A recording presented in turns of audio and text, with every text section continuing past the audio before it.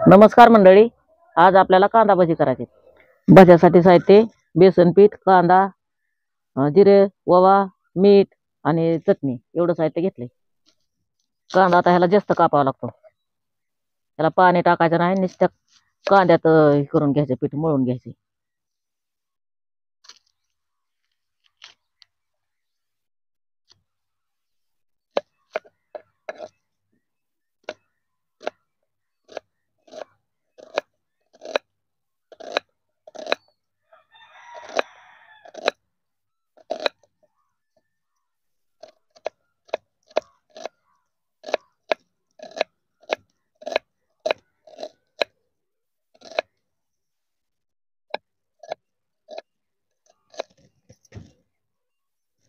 कांदा ह्या असा उभा कापून घ्यायचा, बारीक कांदा कापायचा, पण उभा कापायचा कांदा। कांदा भजीला उभाच कांदा लागतो।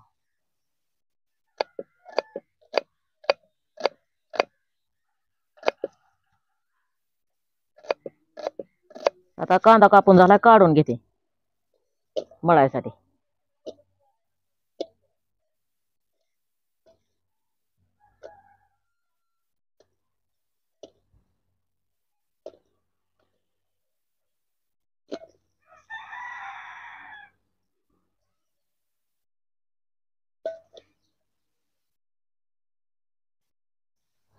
कांदा असा आता का आपल्याला सगळा फोडून घेते बघा, म्हणजे पिठात मिक्स होतो चांगला।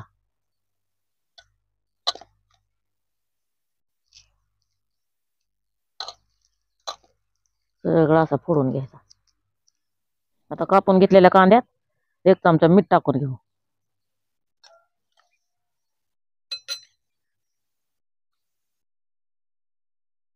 चटणी टाकून घेऊ 1 चमचा,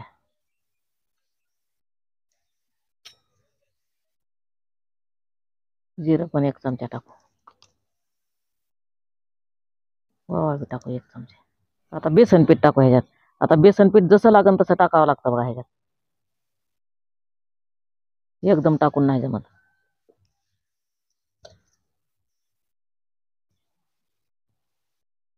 आता सारखं असं मळीत राहायचं ह्याला, त्याला आता सारखं पाणी सुटणार, मग जसं पीठ खपन तसं खपवायचं ह्याच्यात। आता मिठाने पाणी सुटतं, वाला कांदा आहे त्याच्यामुळे पाणी सुटत राहतं ह्याला। आता मळीत राहील तसं खालीवरी खालीवरी करून मळायचं ह्याला, मिक्स होते सगळं, मीठ, ओवा, जिरं, चटणी।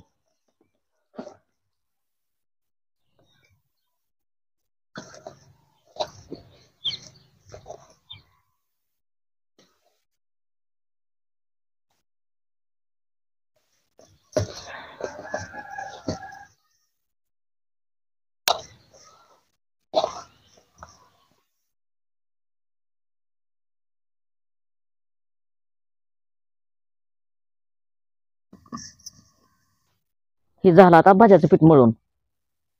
आता कढई ठेवून घेऊ चुलीवर, कढईत तेल टाकून घेऊ। आता तेल गरम झालंय, भजे सोडून घे त्याच्यात आपण, असं फोडून सोडायचं बघा भजे।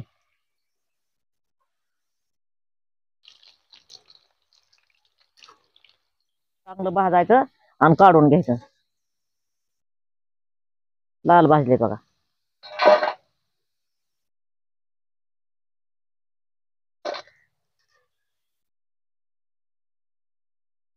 जेवढं बसन तेवढं सोडीत राहायचं बघा ह्याच्यात। आता शेवटचाच घाणा राहिला आपला,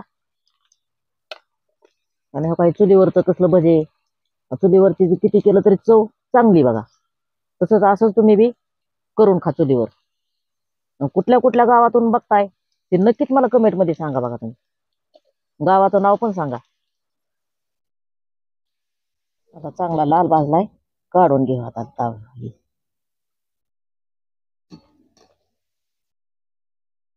शेवटचा घाणा आहे बघा।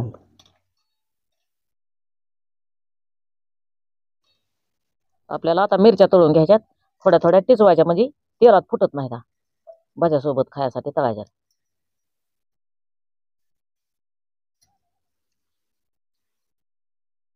घेऊ मिरच्या तळून.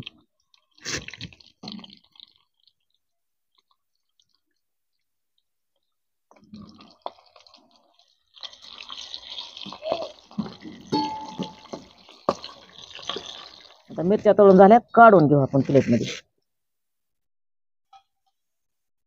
मिरच्याला मीठ टाकून घेऊ थोडं चवीपुरतं.